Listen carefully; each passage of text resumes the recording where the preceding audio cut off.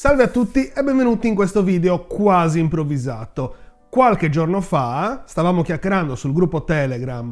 A proposito, per chi non lo sapesse, c'è un gruppo Telegram dove cerchiamo di chiacchierare di coding, progetti Scratch, informatica in generale, programmazione anche di altri linguaggi. Quindi chi volesse farne parte basta che vada su Telegram, scriva Mondo Computazionale, dovrebbe risultare il gruppo aperto a tutti.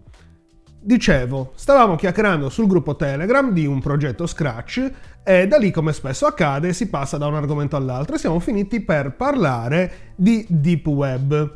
Ora, io non pensavo, ma mi sono reso conto che sull'argomento girano un sacco di informazioni, diciamo, non esatte, quindi mi è venuta la curiosità e sono andato a cercare un po' su Google, un po' su YouTube, informazioni sul Deep Web per vedere che cosa viene detto.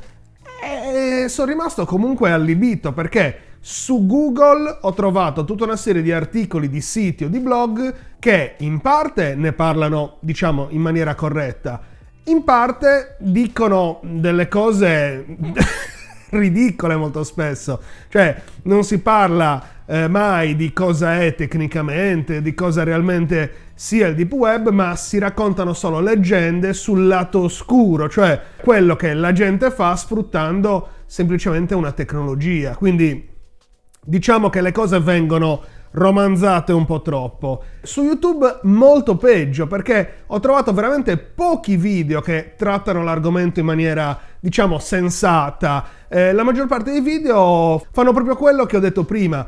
Parlano dell'argomento solo per quanto riguarda personaggi che forse abusano di questa tecnologia per fare cose illegali. Così mi è sembrato quasi doveroso, almeno nei confronti di chi mi segue solitamente, fare un video per spiegare realmente di cosa si tratta, almeno dal punto di vista tecnico, in modo che tutte le varie leggende, tutti i video che iniziano con la musica disturbante, la voce vi parlerò del Deep Web, attenzione, è pericolosissimo, è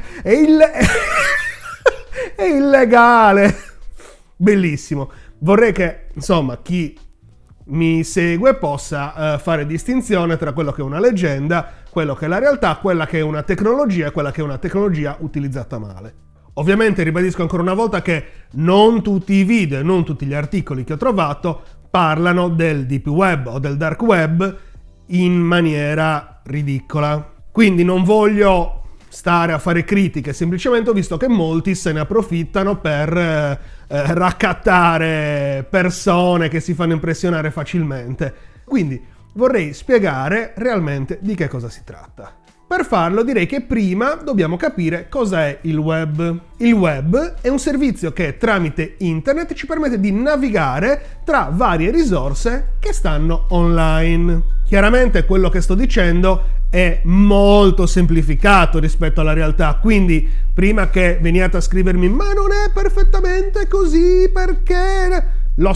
Lo so benissimo che non è perfettamente così, però se vado a spiegare ogni punto tecnico diventa un video che parla di reti telematiche, diventa noiosissimo, lunghissimo e non ha senso. Quindi mi serve spiegare in maniera un po' semplificata quello che accade per poter poi arrivare a capire di cosa stiamo parlando.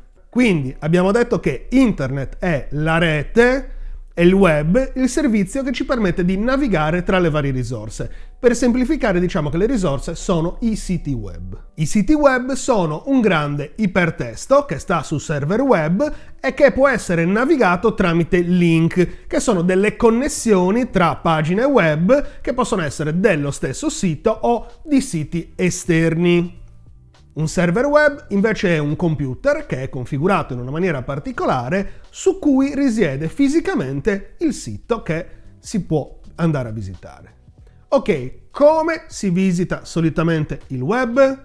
Diciamo che ci sono due metodi principali. Il primo metodo è: conosco l'indirizzo del sito che voglio andare a visitare, quindi apro il browser, vado nella barra degli indirizzi e scrivo www.youtube.com, clicco invio. Il browser farà una richiesta al server, il server elaborerà la richiesta e mi restituirà una risposta fornendomi comunque la pagina principale del sito di YouTube. Questo diciamo che è il giochino semplificato di quello che succede quando c'è una richiesta client-server. Molto semplice. Un'altra soluzione a cui siamo tutti abituati per navigare è quella del motore di ricerca. Quindi si va su Google, si scrive mondo computazionale, si esegue la ricerca e Google ci restituirà tutta una serie di risultati relativi alla chiave di ricerca che abbiamo utilizzato. Abbiamo tutta una serie di risultati, cliccando su quei risultati, che alla fine non sono altro che il link al sito che stiamo cercando, ci sposteremo dal sito di Google al sito che vogliamo andare a visitare. Ok, questo è il modo in cui siamo solitamente abituati a navigare sul web. Ora cerchiamo di capire cosa è questo Deep Web. Il Deep Web non è altro che una serie di siti, di risorse, di contenuti che stanno online su server, ma che non sono indicizzati dal motore di ricerca. Semplicissimo. Cosa significa questo? Significa che quando noi facciamo delle richieste a Google, Google ci restituisce la risorsa che abbiamo chiesto solo se questa è presente nel suo sistema.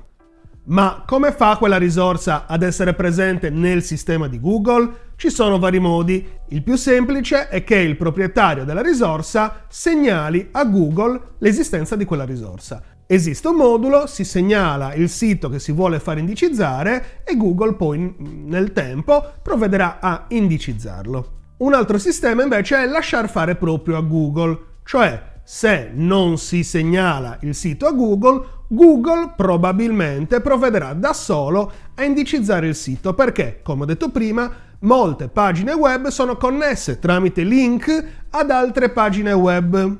Quindi si crea una maglia, il famoso ipertesto. Google cosa fa? Tramite dei programmini, dei crawler, degli spider, sono dei programmini che vanno in giro a visitare tutto il web, andando ad analizzare le pagine che trovano, saltando di pagina in pagina, prendendo tutte le informazioni che trovano e andando a indicizzarle.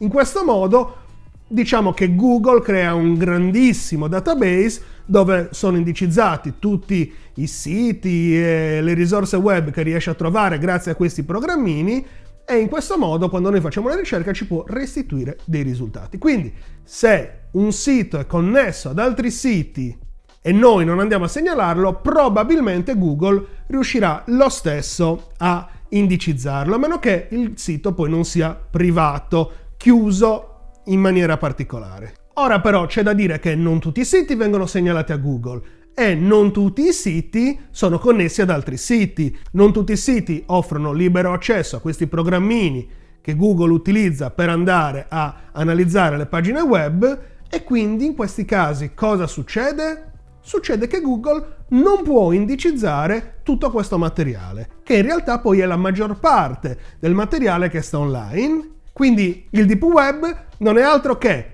tutto il materiale online, raggiungibile tranquillamente dal browser di casa, che però non è indicizzato dai motori di ricerca. Ora io parlo di Google, ma non è indicizzato da Google, da Bing, da DuckDuckGo e da qualunque altro motore di ricerca. Non esistono livelli di web superficiali, nascosti, in cui si scende. Semplicemente se un sito o una risorsa è indicizzata fa parte del web facilmente raggiungibile che sta nei motori di ricerca. Se una risorsa non è indicizzata fa parte del Deep Web, quindi niente di illegale, niente di spaventoso, niente di incredibile. Proprio semplice. Immaginate tutti i siti che hanno bisogno di un accesso protetto da password hanno una sezione non indicizzata, perché quella sezione è protetta da password, quindi quella parte è Deep Web. La vostra email, la vostra casella di posta elettronica è Deep Web. Insomma, mi auguro per voi che non sia indicizzata.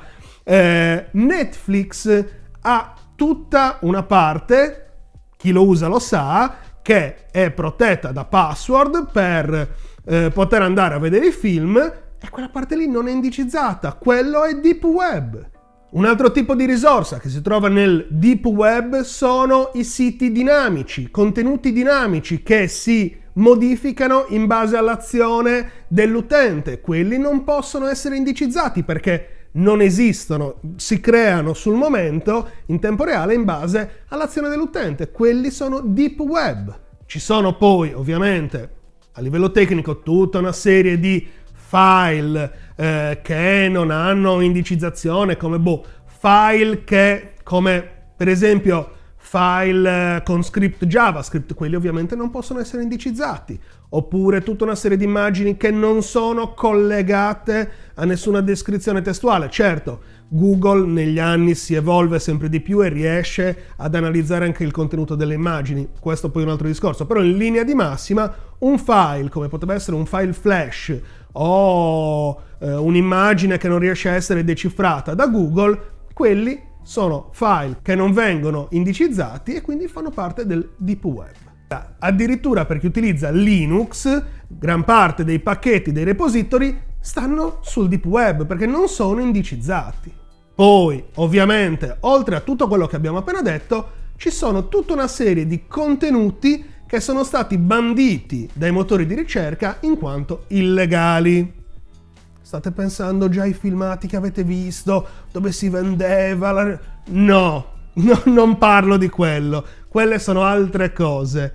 In realtà è molto più banale. Molti di voi sicuramente sono abituati ad andare a cercare serie TV, anime, film in streaming su siti che permettono lo streaming o il download di questo materiale illegalmente. Ecco, spesso questi siti vengono banditi da Google o dagli altri motori di ricerca e questo fa in modo che questi siti, questi portali, diventino deep web. Quindi andare su un sito che sta sul deep web e acquistare o scaricare materiale illegale non è un'azione così incredibile o difficile da fare come molti pensano. Probabilmente molti di voi l'hanno fatto, senza bisogno del famigerato Tor o di musichette angoscianti di sottofondo. Poi è ovvio, ma è sempre bene ribadirlo, che una risorsa online che non è indicizzata sarà per forza di cose più semplice da nascondere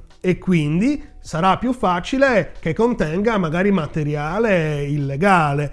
E quindi bisogna comunque sempre fare attenzione, ma arriveremo anche a parlare bene di questo. C'è da ricordare però una cosa, che queste risorse di cui stiamo parlando, che stanno nel deep web, sono comunque raggiungibili senza nessun problema da qualunque browser.